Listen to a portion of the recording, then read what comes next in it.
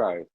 The Milwaukee Bucks again had, according to the consensus, had a pretty good offseason.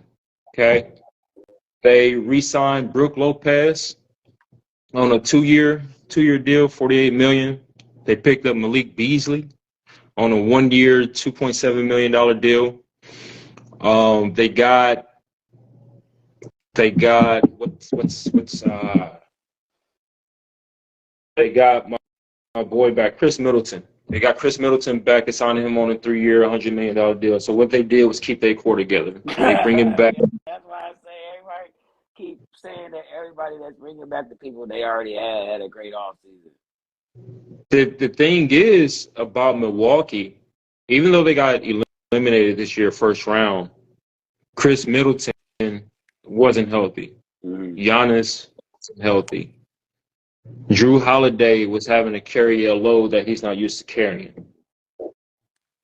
Brook Lopez had actually a pretty decent series himself. But with that core coming back, that core is a championship core because they won the ring. Okay? So keeping that together, re-signing Middleton, re-signing Lopez, getting Malik Beasley back, and Giannis is still good for another 2 years. What do you think their ceiling is as far as seeding wise and as far as championship contention? What you think? I give them.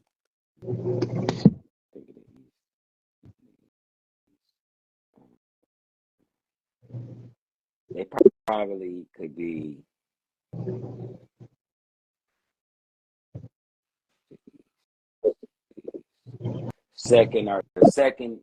first or second.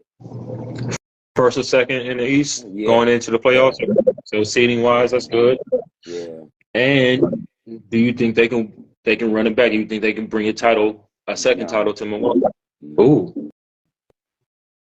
I You don't think believe that because they're the only team in the league where they got one star that can kill just bring the whole shit down. If Giannis comes to go down, it's over. Ooh. And I'm not talking about like early in the playoffs. Early in the playoffs, they're a good enough team if nobody's hurt to beat somebody without Giannis.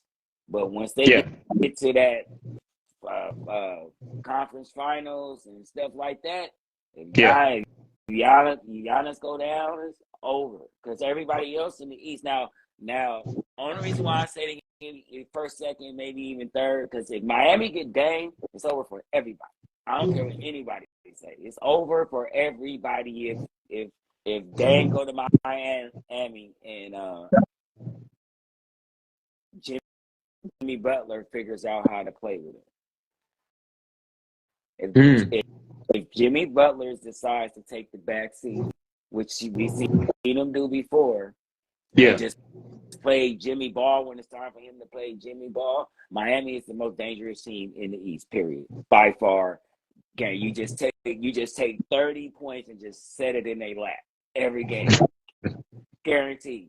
So now, even with Jimmy having them nights where he's not feeling so Jimmy, we still got 30 coming every night because it's Dame time every night. He don't take a night off. You know what I mean? Okay. So, Giannis, they have a team chemistry. They have, they've been there before. They've seen it before. They have all that, but we've seen what one injury can do to them. Well, it was two, and it was their two best players in Middleton and Giannis. And Giannis had a successful microscopic knee surgery this offseason, right after the season was over. And Middleton wasn't fully healthy either. But I'd be remiss to not mention they also fired Mike Budenholzer, and they ended up picking up a first-year black coach in Adrian Griffin. Now, I didn't know, honestly, I didn't know who Adrian Griffin was. I had to look him up. Okay, so let me read off of just some notes I took. Adrian Griffin, he played in the NBA from '99 to 2008. Oh, that Adrian Griffin. I think I know who you're talking about. Yeah. From 99 to 2008, then he ended up becoming an assistant coach for the Milwaukee Bucks for 2 years. He also coached under Scott Skiles as an assistant. He was also an assistant for the Bulls. He was an assistant for the Magic, and he was an assistant for OKC. You got Vin Baker on the staff too, though. I see that. Right. He also served as an assistant for the Toronto Raptors in 2018. So he's been around the league. Okay. Now, I think it's really cool that they didn't just recycle coaches. They didn't just go and hire Doc Rivers or one of the big names who was already available. They went ahead and brought in some fresh blood. And from what I can understand, he's a defensive-minded coach. I think this is going to be really good for the Milwaukee Bucks. However, I do think that firing Mike Budenholzer was a mistake. What you think? Yeah, I always think when a coach has won a championship, and then the next couple of seasons he goes through injury woes, right? They lose their job. I feel like that's stupid. I feel like you haven't let me have my whole team back full strength to give me a chance to prove if I can win or not with them fully intact. So I hate when coaches get fired when they coming off a year when their team is in shambles injury wise. I feel like that's unfair. I feel like it's not your fault that players get hurt. Some of these players quit on themselves. So it's like these are things you can't control. You can't keep somebody mentally into the game if they own something else. Like I feel like that's been a lot of problem with these James Harden teams. Like when coaches get fired, when you playing with him, it's like, dude, look at what you gave me. Look at what you gave me to work with. Like this dude leaves the game and goes to the strip club. How you expect you to win with that?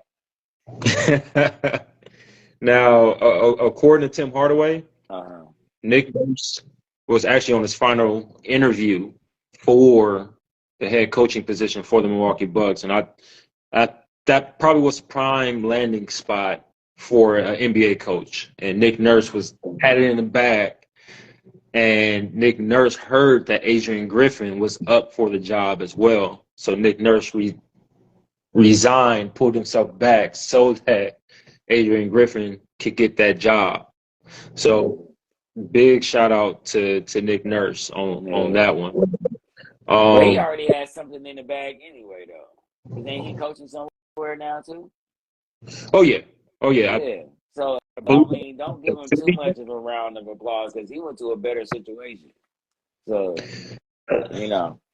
But that's I feel usually sometimes when we get those jobs, it's usually for a team that's in rebuild, like the Houston Rockets or something. Like they did. It's not. I have a core in place with an NBA superstar, and I got a bench, and we ready to compete. They were the number one seed in the East before all the injuries took place to Giannis and Brook Lopez, and even Drew went out for a little bit. So I believe the Milwaukee Bucks can win a title this year. Given you think so? I do think so. Given no injury, because they have chemistry. They've won it before.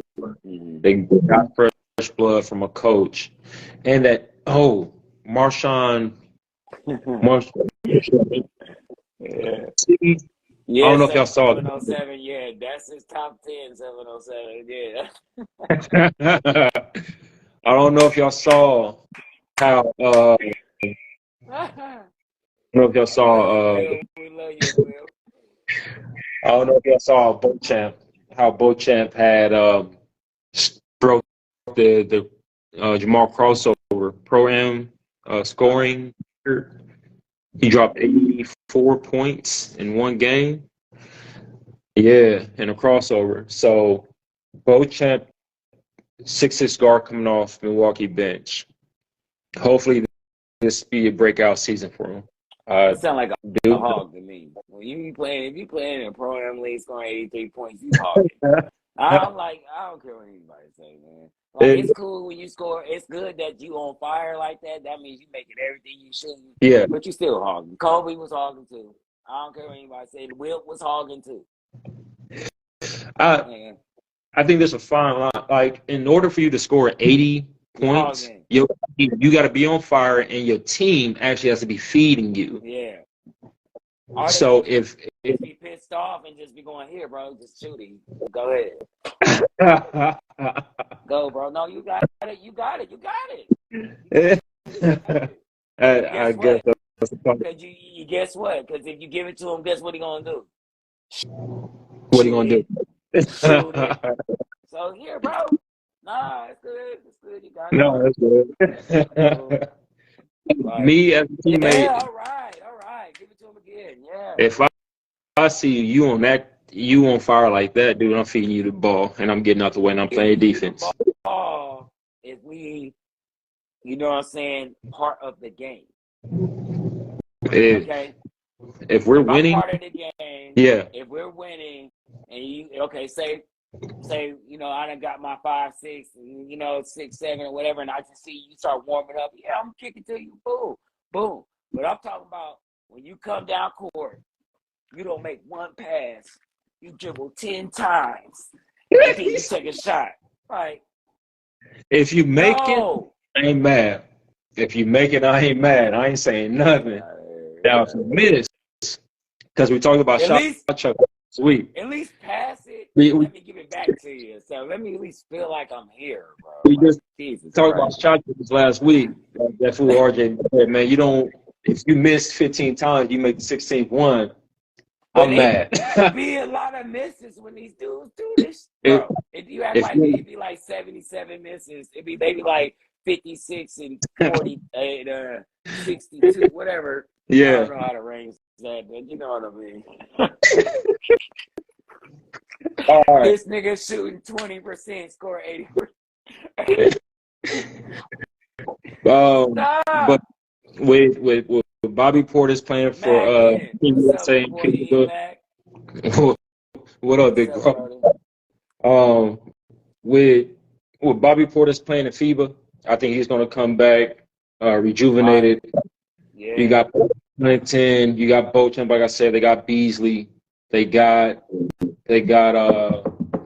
both Brooke and Robin Lopez. I like Milwaukee, man.